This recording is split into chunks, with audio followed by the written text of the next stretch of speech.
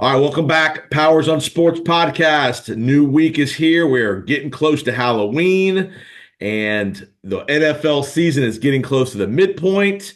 And we're back with Coach Anthony Blevins. We talked to Anthony a couple weeks ago. We're gonna have him every couple of weeks here through the regular season, just talking about the storylines and new developments. And boy, do we have some stuff going on. We just have breaking news.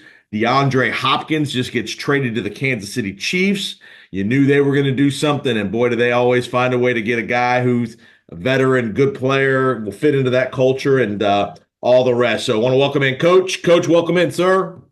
Man, appreciate it. How you doing, Jason? I'm good. I'm good. So what's we'll start there. First things first, when you're either in a locker room that trades somebody or in a locker room that gets somebody, what's the vibe like? Just the wildfire through the locker room in the organization when you guys make a trade or get or trade for somebody. Well, when you trade for somebody, it's good. That means you're still in the hunt. So Kansas City 6-0, this is a really good trade for them. Where they're struggling, receiver, they got a veteran guy that's a Pro Bowler, former Pro Bowler. This is a good trade for them. Now, on the flip side of it, when you're on a team that is trading away a good player like DeAndre Hopkins, that means you're out of the mix, which Tennessee pretty much is right now. I mean, they're struggling. They've got to figure out who's the quarterback. Is it Mason Rudolph? Is it Will Levis? They've got to figure out a lot. And it's a really good trade. Who I really feel good for is DeAndre Hopkins because he gets a chance to go play for a Super Bowl contending team. This is going to be a really good trade for Kansas City. And it's funny, I was watching the game Sunday, and about middle of the third quarter of that Buffalo-Tennessee game, they show a clip on the sidelines of DeAndre standing there with his hands crossed on the sideline, not in the game, and you really just had a feeling that was a organizational call down to the sideline. Hey, we're going to get him out of the game to keep him healthy. Does that kind of stuff happen?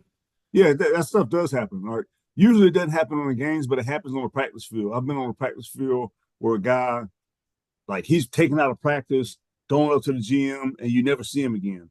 Or it's like, hey, let's hold on. We got some stuff going on. We got some stuff working. Let's not practice this guy. We don't want to get him hurt. We don't get him tweaked. Like we got some stuff working. Let's just hold him out today and just kind of see what happens. And he gets essentially a rest day. Right. So that type of stuff does happen, and I'm good. I mean, with DeAndre because you get there as a good player, you don't want to be frustrated. Don't want to break the culture that they're trying to build. And right now they're struggling. They're struggling on offense. They have been playing pretty decent on offense. Right. Buffalo right now, Buffalo's a juggernaut on offense. Josh Allen. They got Amari Cooper. And he scored Sunday. He only played limited, but he scored. Yeah, which I'm glad because he's on my fantasy team. So I needed some numbers from Amari, so I appreciate that. So, so it's really good that DeAndre can get out of Tennessee and he doesn't be in a place as a veteran in a rebuild. And boy, he'll be motivated now. I mean, not that he wasn't motivated before, but boy, he'll be really amped up now, knowing he's on a championship team. Obviously, playing with Mahomes, Andy Reid, and that crew. So I know DeAndre's lost a little bit of his athleticism and all that the last couple of years, but boy, mentally he's still sharp. He knows how to work zone defenses, and in that kind of offense, they don't need him to be a game breaker. They need him to catch 6, 7 balls, 75, 80 yards, just be that third down weapon for Mahomes. Yeah, and you're talking about a team that's Travis Kelce. They don't really have many other outside options, right? Noah Gray's come along, playing really good for him. But that's still in a passing game. That's still Travis Kelce's offense. You got Worthy that can stretch the field. And then this is good with DeAndre Hopkins coming in and working underneath and playing off that, playing the high-low type of game with Worthy and DeAndre Hopkins. No doubt, no doubt. All right, let's talk about a game I was at Monday night. Let's talk about the Ravens. Boy, they're on a big run here. I saw them in person, and the Bucks dominated the first quarter against them Monday night. Evans drops the ball in the end zone. He ends up getting hurt on. Would have been 17-7. The next play, Baker throws an interception in the end zone, and boy, after that interception in the end zone, the Ravens went nuts. Had scored 34 straight points, and you just saw the creativity and the flexibility in their offense. They could throw the ball, they could run the ball, different ways to run the ball, different ways to throw the ball. Boy, it was an electric performance by Lamar and the Ravens on Monday night. Well, we talked about them a couple of weeks ago. They were 0-2 at the time. Yep. And I told you, there's no worry, there's no panic in that group. And now they've won 5 straight. This group is dynamic. Lamar Jackson, they're just unbelievable the way they've been able to play. They've got it together. They're going to be strong. I can see Kansas City, Baltimore rematch in the AFC Championship game. I'm looking forward to it. Now we did talk about this. Is the AFC North is Pittsburgh, and Pittsburgh is a team I never bet against. I never bet against the Mike Tomlin team. So they play Pittsburgh, I believe, in 2 weeks. That's going to be a fun, exciting game. They still got to play them again after that. Those 2 games, they're going to be very, very exciting. Give me a thought about what your thought of what Pittsburgh did, making the big move to Russell Wilson. Justin Fields had done a good job. He wasn't great, but he wasn't bad. He wasn't turning the ball over. And all of a sudden, Tomlin says, I got enough equity here. I'm going to make this decision, and we're going to give Russell a chance. It turned out they beat the Jets on Sunday night. Gives me a thought about the move to Russell Wilson. They looked a little better in the passing game, hit a couple deep balls to Pickens. And again, that's to me, if you can get Pickens engaged in the game, Pittsburgh could be a real threat, and they seem to do that. Well, like I told you, I never bet against Mike Tomlin. So whatever Mike Tomlin stands on, whatever he says, I stand on it. I believe in Mike Tomlin. And you gotta realize that he sees Russell Wilson every day in practice. So he knows the difference between Russell and he knows the difference between Justin Fields. Yep. So he's seen this. So this is not nothing new. This is new to us on the outside as fans, but this is not new to Mike Tomlin. This is not new to the Pittsburgh Steelers. They know what they're capable of doing. I think Russell Wilson gives them the best chance because he can throw the ball down the field. He's going to stand in the pocket. He doesn't have his elite athleticism that he had in the Seattle days in his younger years, but he's a better pocket passer right now than Justin Fields. And Justin Fields is going to benefit by being with a guy like Russell Wilson that can kind of teach him the game a little bit. Yep. And give him some veteran savvy. So when he does get his chance to start and be that guy at some team, he's going to be that guy because of the leadership that Russell Wilson has and the savvy that he has. So I think it's a really good move for Pittsburgh, and they looked really good. Once Russell got settled, he hadn't played in a year and a half. So once he got settled, he looked really good. And on the flip side, you got the Jets make a big move for Devontae. Everybody around the league thinks that's going to be the elixir that fixes everything. And it wasn't obviously in week one. And again, they were beating Pittsburgh pretty good up until the half. Then Rodgers throws an interception. And then to me, the turning point in the whole game was the Garrett Wilson. It was 16-15. I think Garrett Wilson hit him right in the chest down the sideline, turns into an interception. They run the ball back to the 1 yard line and kind of they run away after that. Boy, I mean, just how one play, and you've been in 100 of these kind of games where that's that one play changes the whole trajectory of the game. Yeah.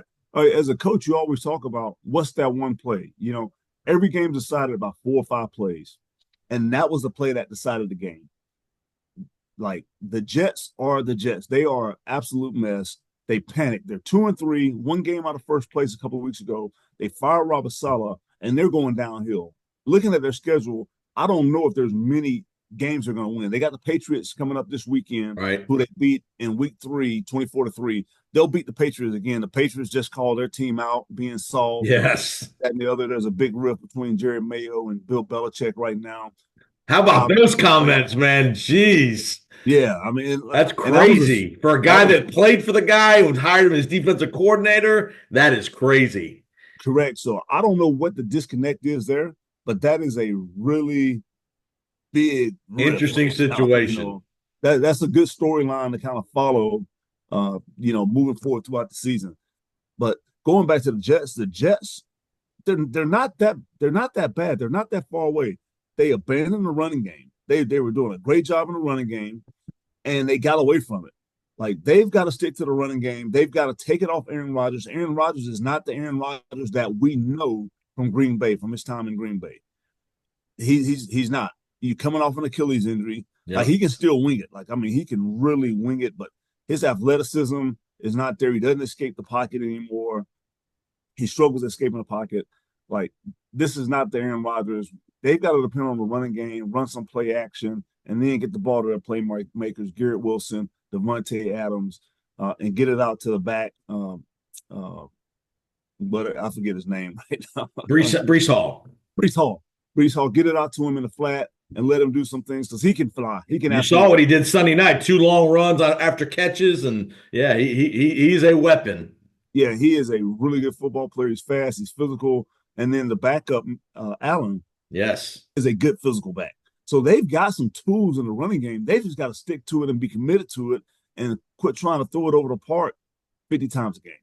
And you mentioned Achilles. Let's go to Cleveland.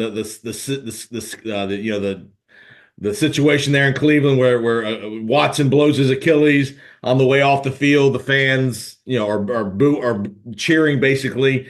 Tough situation because again, Deshaun's had his issues off the field. And it's all well documented of the things he's been accused of and cases he's settled and all that stuff. Just talk about, in you're a player, I was a player. Nobody ever wants to see a guy get hurt. I mean, especially in that kind of injury where that's a season ender, and who knows, that could be a massive career altering injury for him. Just talk about being in a stadium where maybe the fans are giving an opposite reaction to what the guy's going through. Honestly, it's really sad. And Cleveland has a really good fan base, but it's really sad for them to sit there and boo the man that works his butt off. Off the field issues, not even talking about it. But on the field, works his butt off, comes out and tries to prepare and put on a show every weekend, every Sunday. And for them to boo, very sad, very disheartening from that fan base. That's a classy fan base. The dog pound, they Yep. love their A football. lot of history. But it's really sad to see that. And actually, coincidentally, I was at the game when Michael Vick came in. They were playing Baltimore. Matt Schaub gets hurt. Right. And Atlanta did the same thing. They cheered Matt Schaub getting hurt just so Michael Vick could come in. That is never a good deal. Fans are really classy, 90% of them. And I expect more from the Cleveland fan base because of who they are and what they are. They're a fun fan base to play in front of. I mean, they love their Browns. Show this man some love, give him some respect, and don't cheer anybody that gets hurt on the football field. And again, most people probably are thinking of a guaranteed contract, the $250 million contract. Don't blame Deshaun Watson. Blame the owner. The owner's the one that offered the contract and said, take it. No player is going to say, I'm not going to take $250 million. I mean, you can make the argument that he never should have got offered the contract. That's a different discussion. But if you're going to cheer or boo somebody, boo the owner for the one that gave him the contract. Don't boo the player for taking the money. Yeah, it goes back to hate the player, hate the game, don't hate the player. Right. And it's not Deshaun Watson's fault. That's being a smart businessman on his part. Is the contract was offered, it was the best offer, $250 million guaranteed. I'm taking it. Like, sign me up. Wherever that is, sign me up. Because I would speak to that. So let's talk about some injured receivers over the weekend. A lot of injuries at receivers. You got DK Metcalf got hurt. Brandon Ayuk blows his knee out. He's done for the year. And down here in Tampa Monday night, Evans with a hamstring that's going to be probably a month at least. And then that's Chris Godwin situation. End of the game. The game's pretty much over. And Godwin, gets his ankle dislocated. He's going to be out for the year. So the Bucs take a brutal blow at wide receiver. What's coaching wise? Situation like the Bucs were in late in the game is probably over. Who initiates, hey, let's get certain guys out of the game? Is that the head coach? Is that the position coach? How does all that stuff get handled on a sideline in a game where you can, it's not impossible to win the game, but the odds are you're not going to win the game as far as playing your star players? Well, I mean, that comes from a head coach. Head coach says, hey guys, hey, this one's over, let's pull our guys out. But in that situation, I don't blame Todd for playing his guys. They were down 10. It was about 50 seconds left in the game. Now, they had a long ways to go. Like, odds are against them winning the game. But if you think back to last year in the playoff game against Detroit, he didn't call timeouts. And he got blasted for that. So it's kind of damned if you do, damned if you don't. You just hate that it happened the way it did. Because guys, in a 10-point game, guys aren't pulling their guys out of the game in a 10-point game. You just hate that the injury happened the way it did. Yeah. And that's where, all the criticism will come in, because if you had to pull guys before that, if you had to pull Baker Mayfield, pull Chris Godwin, the media be on him for that. Oh, he's playing. Giving up. He's giving up. Yeah, he's quit. So like there's no win in this situation in Todd Bowles right there. And I feel bad for Chris Godwin. I've heard nothing but great things about him, about who he is, how he Yeah. comes to work, how he practices. So I feel really bad that it happens in that situation. But injuries are part of the game, and it's just unfortunate that it happened in the last 40 some seconds of the game. Name that popped up yesterday. I heard a couple of reports around the league that maybe Cooper Kupp might be available, especially if the Rams lose Thursday night. They play the Vikings Thursday night. As far as if you listen to this podcast on Friday, they've already played. But the Vikings, if the Rams were to lose Thursday night, a lot of speculation that there might be a deal coming where Cooper Kupp. I think Tampa would be in the mix there on Right. Friday if they lose. That because again, he'd be a perfect slot guy. He knows Liam Cohen's offense. It's a Rams offense, kind of. He would fit in perfectly. So keep an eye on Cooper Kupp and the Bucks here over the weekend moving forward. All right, a couple more NFL notes, and I'll get a college thought from you. Again, we're almost at the halfway point of the year. A lot of the buys are coming up here. Is Kansas City for you the best team, or is it Kansas City, Baltimore? Give me the best two teams in the AFC? In the AFC, Kansas City, Baltimore, hands down. Not even close right now. I think Pittsburgh will ascend with Russell Wilson, but those two teams, Kansas City, Baltimore, best team. They're getting the best quarterback play right now. They're playing the most consistent. Kansas City, they've won a lot of close games, but that's the mark of a good football team, is winning close games, playing situational football. Baltimore, they're just kind of running through everybody right now. Derrick Henry is on a run. He's almost at 1,000 yards right now, and we're not even at the halfway point of the season. So they're on a historic run right now offensively. So I look forward to them being – my prediction is there will be a Kansas City Baltimore rematch in the AFC Championship game. All right, last thing I want to ask on the NFL for this is we're recording this on a Wednesday, so this is kind of the first day of the work week for most of the NFL teams. Take us in the building on a Wednesday. We always hear the adage, guys get in there early, stay late. Take us through a Wednesday. A day in the life of a player and or coach on a Wednesday. Take us from start of the day through the day. Just ballpark an hour, couple of. Yeah, every team has a team meeting on Wednesday morning, correct? After a team meeting, let's say that's 15 minutes. After a team meeting, how's your day go on a Wednesday? Well, after the team meeting, that's when you start getting the game plan. The team meeting, you come in and you've already flushed the game from the week before. Now you get the scouting report, a general overview of the scouting report, and then you kind of go into the specifics when you go to O&D. You get the specifics of this guy. We're in an offensive meeting. Do you guys meet as a complete offense, all the offensive guys and or do you guys meet by position? Well, you'll start off kind of in a team offensive meeting and a team defensive meeting, and then you'll break out to individuals, DB meeting, linebacker meeting. Then you get all the specifics of the game plan. Yeah. In that team meeting, you'll get the general overview. Coordinator will give you the general overview. This is what we're going to do. This is who we're going to attack. Those type of generic things. And then when you get in a team meeting, in the individual meetings, that's when it's really broken down, the nuts and the bolts of the keys. We got to key this guy. We got to stop. He likes to play bump and run. They like to do this. They like to do that kind of stuff defensively. Correct. Yeah. Receivers, when they run the dig route, they run away from it so we can undercut. Things like that. You get all the details. And then you have a special teams meeting and you're talking about the same thing. You're getting the general overview in that. And then you break out on however you do it. So you get to let's say that's what takes you to probably 11 o'clock something. Then you guys have a lunch time because most teams practice mid-afternoon. When do most teams practice? I've been in both where we practice in the afternoon, on the field, actually on the field, on the field 1:30.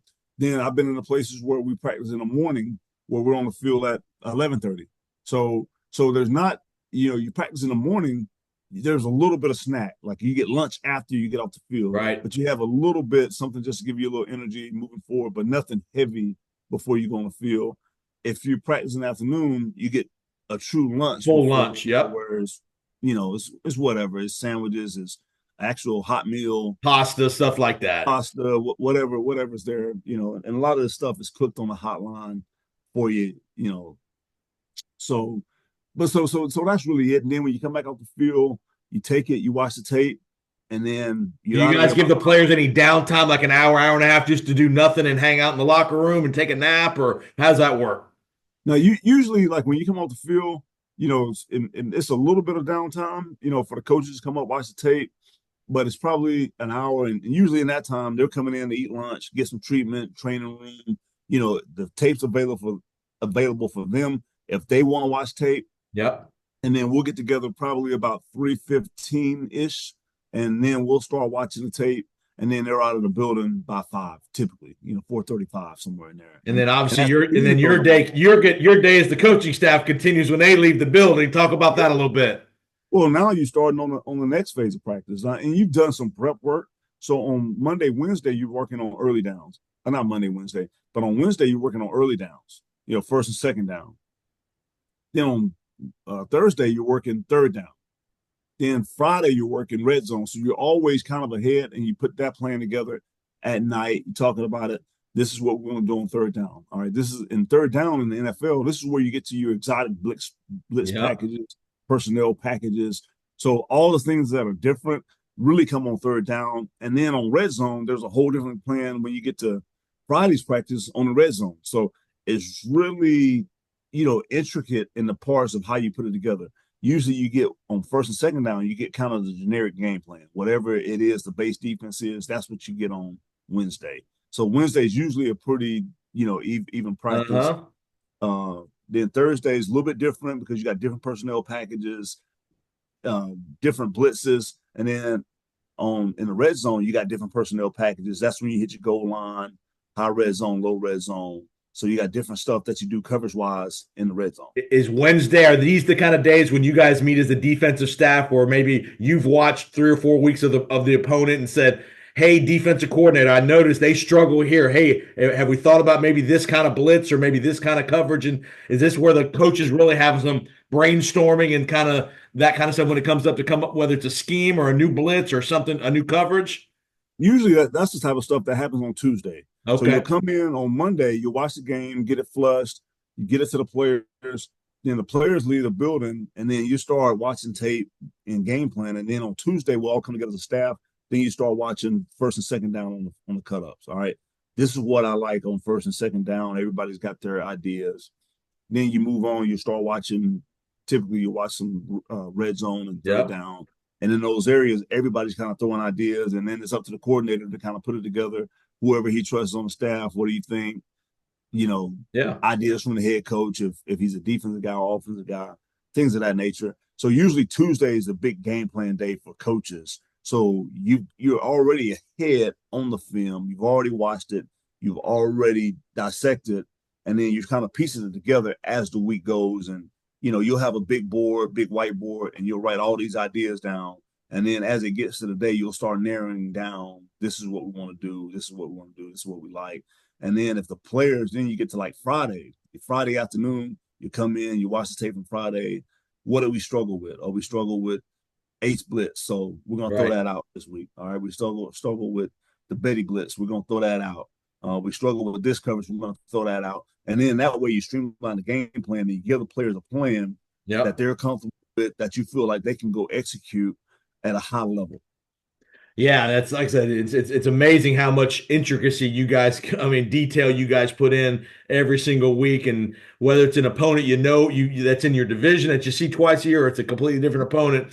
And talk about the last thing. Talk about the relationship between the coaching staff and the support staff, the video team that gets you all these clips of all, whether it's every scenario you guys can think of, 3rd and 2, 3rd and 10, blitzes, and how they provide all these cut-ups for you that are ready to go. So when you need access to the 49ers blitz packages on third down, you click a couple buttons and you're there. Yeah. Usually it's all taken from the video, like the QCs, they take the video, break it down. Usually it's a 4-game breakdown. Sometimes it may be a little bit more because you play teams that are similar to you. So you want to see how teams attack them. So you may be a couple more. I think the most I've ever had in the breakdown might have been 7 games, depending on the season and the length of the season. And the video is all computer generated. It's all there. Once they put it in, they'll filter it out, take all the third downs, take all the blitzes, and then they make cut-ups. And all you do is click a button. It's right there. They have a list of cut-ups, 3rd and 10 plus. 3rd and 7 to 10. So all of it's there. It's just clicking on a button. I mean, it's very, very automated, very streamlined. And then there's a problem. All you do is pick up the phone, call downstairs, a video guy. Like, there's an issue with this. Hey, can we find out what's going on, get it corrected, and Right. run the cut up? So it's very simple. Everything's on computers, just like any other business. It's so simple for us right now. Yeah, that makes it nice. And obviously it makes it nice for the players because they can access the information and digest it quicker and all that stuff. All right.